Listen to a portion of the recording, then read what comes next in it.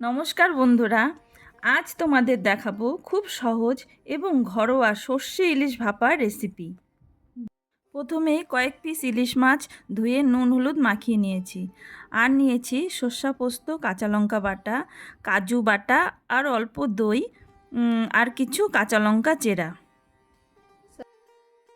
এরপর একটা টিফিন বাটিতে এক এক করে মাছগুলো সাজিয়ে নিয়েছি।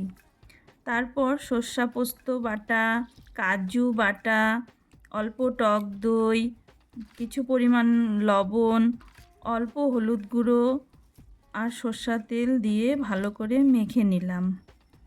তারপর চেরা কাঁচা লঙ্কাগুলি দিয়ে দিলাম।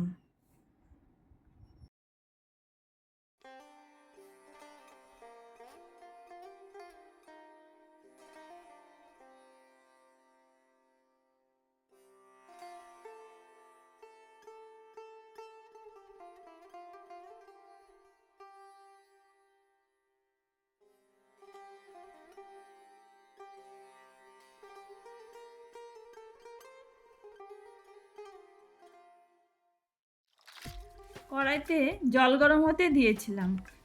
জলটা হালকা গরম হলে টিফিন বাটি ঢাকনা দিয়ে বসিয়ে দিয়ে একটা ভারী কিছু চাপা দিয়ে দিয়েছি। এখন গ্যাসের ফ্লেমটা হাই টু লো মিডিয়ামে রেখে 15 থেকে 20 মিনিট ফুটতে দিতে হবে। তারপর গ্যাস বন্ধ করে কিছুক্ষণ ঠান্ডা হতে দিতে হবে।